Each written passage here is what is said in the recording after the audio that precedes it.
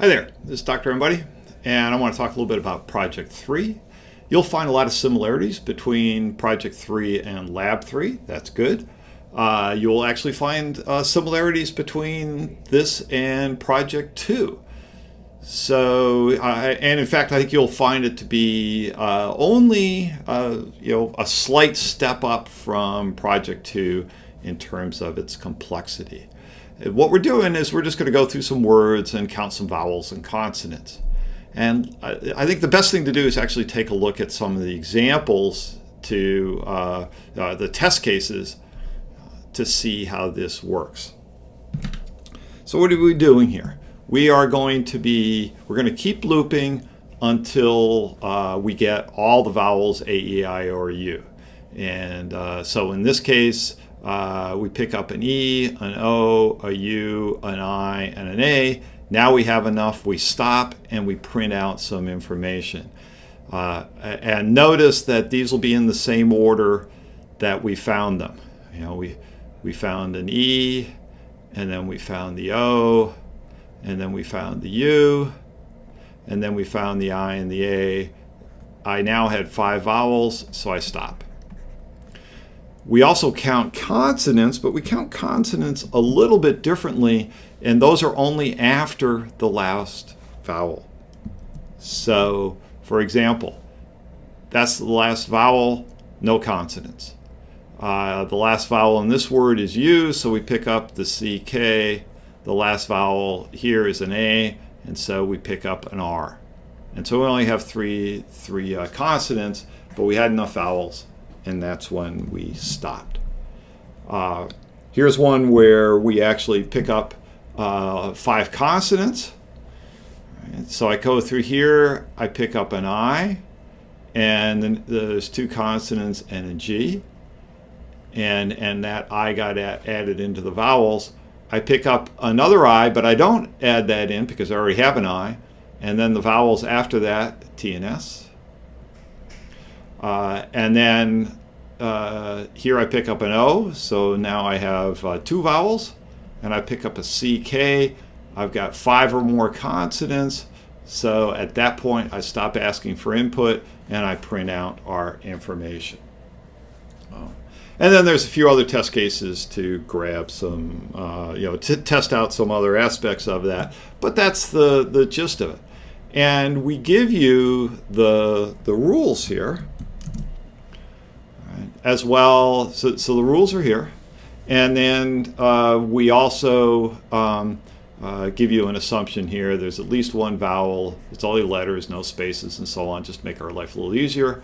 You repeatedly prompt for words collecting vowels and consonants. And in fact, we're collecting unique vowels and consonants until you have collected all possible vowels, A, E, I, or U, or at least 5 different consonants, whichever comes first. Right? And then we print out the vowels, the consonants, and their counts.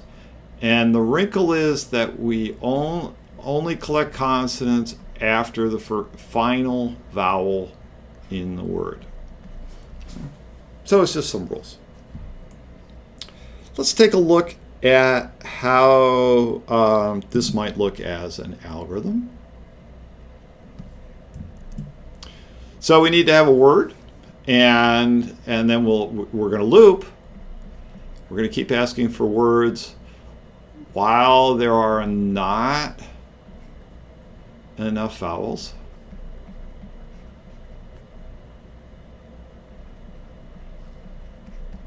And not enough consonants.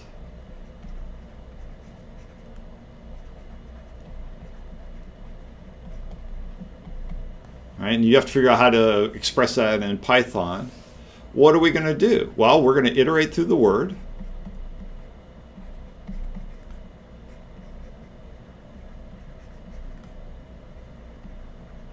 Finding vowels. And when you find a vowel, of course, you have to keep track of that you found it.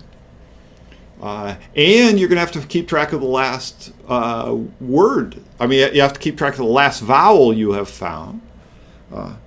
And so we can really say here is, first thing I do is take care of vowels, and then I take care of consonants. And what do I do with consonants is I have to start after the last vowel. All right? And iterate through the word. And then as I find consonants, I will only want to keep track of if they're unique. And how might I do that? Well, if I had something like like my consonants, I can start with it empty. Here's my pattern, and I keep adding letters on there, and I can before I add a letter on there, I can check to see whether that particular letter is already in my consonants or not. And that's how I can maintain uniqueness. Only add it if it's a new one. And we'll put them in the order that we find them so that they match up the tests. But there's the basic algorithm. We walk through it as long we keep going, keep asking for words as long as there's not enough vowels and not enough consonants. Take care of the vowels first. Iterate through the words, find the vowels. If this is a new vowel, we add it to our collection and so on. And then we deal with the consonants starting after the last vowel. And I found slicing handy there. And we go through those, keep track of the consonants, and then we ask for another word if there's until we have enough of them. So you got to be careful you stop in the right way. And then for printing, we actually give you how do we, what we give you is we give you this line, and we give you this line, and then you have to do that line. And I in the sample code that we give you, we try to help out by giving you the vowels, consonants. All your stuff will go here. There's printing out the carriage return and some equal signs, and then here's some formatting of the header. That's this line right there.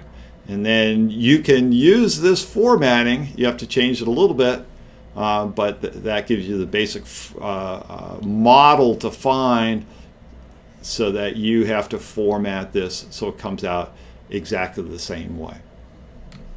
All right, hopefully that gives you enough information to get going on this. Good luck.